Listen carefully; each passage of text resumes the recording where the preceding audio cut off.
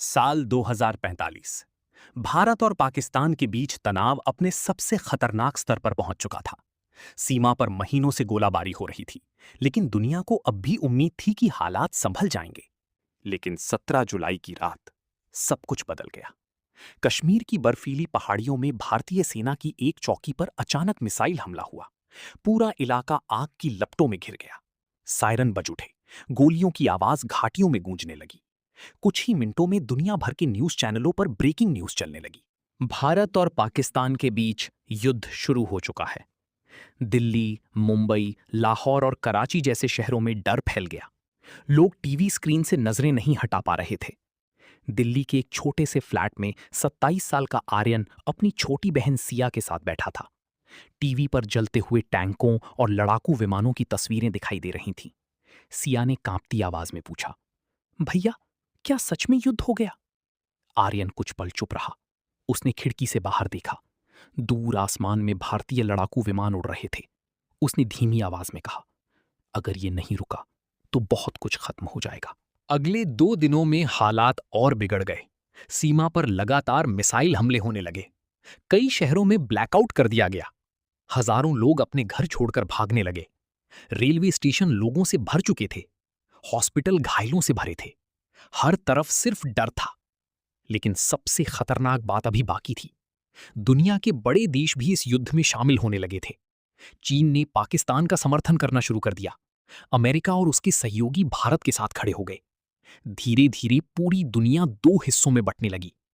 Social media पर सिर्फ एक शब्द ट्रेंड कर रहा था, WW3। तीसरे दिन सुबह दिल्ली में अचानक एयर रेड सायरन बज उठा। Warning, missile detected. पूरा शहर घबराकर सड़कों पर निकल आया। लोग अपनी जान बचाने के लिए भाग रहे थे। आर्यन ने तुरंत एक बैग उठाया। सिया, हमें अभी यहां से निकलना होगा। लेकिन कहां जाएंगे? सिया ने डरते हुए पूछा। आर्यन के पास कोई जवाब नहीं था। वे दोनों कार में बैठकर शहर छोड़ने लगे। लेकिन बाहर का नजारा किसी डरावने सपने जैसा था। सड़क पर जली हुई गाड़ियां पड़ी थीं। कई इमारतों से धुआं निकल रहा था। आसमान में लड़ाकू विमान घूम रहे थे। तभी अचानक पूरा आसमान सफेद रोशनी से चमक उठा।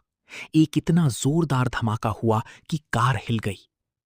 कुछ किलोमीटर दूर भारतीय सेना के एक बेस पर मिसाइल हमला हुआ था। धमाके की आवाज सुनकर सिया चीख पड़ी। आर्यन ने उसे अपनी बाहों में पकड़ लिया। चारों तरफ सिर्फ धूल, आग और चीखें थीं। उस रात दुनिया भर के न्यूज चैनलों ने एक ऐसी खबर दिखाई जिसने इंसानों की रूह तक कांप दी। भारत और पाकिस्तान दोनों ने अपने टैक्टिकल न्यूक्लियर वेपन्स तैयार कर दिए हैं। अब पूरी दुनिया डर चुकी थी, क्योंकि अगर परमाणु हमला हुआ तो सिर्फ 2 देश नहीं, पूरी धरती जल सकती थी। 2 दिन बाद इंटरनेट लगभग बंद हो चुका था। बिजली गायब होने लगी थी। दुकानों में खाना खत्म हो गया था। आर्यन और सिया अब एक सुनसान गांव में छिपे हुए थे। रात को दूर शहरों में आग दिखाई देती थी। कभी कभी आसमान लाल हो जाता था। सिया ने धीरे से पूछा, क्या हम बच जाएंगे? आर्यन चुप रहा, क्योंकि उसे खुद भी नहीं पता था। तभी अचानक आसमान में फिर सायरन गूंज उठा, लेकिन इस बार आवाज पहले से ज्यादा भारी और डरावनी थी।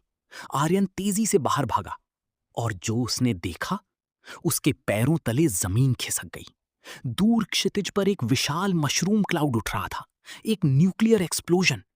हवा गर्म होने लगी, पेड़ जलने लगे, धरती कांपने लगी। लोग चीखते हुए भाग रहे थे। सिया रोते हुए आर्यन से लिपट गई। भैया, क्या आप सब खत्म हो जाएगा?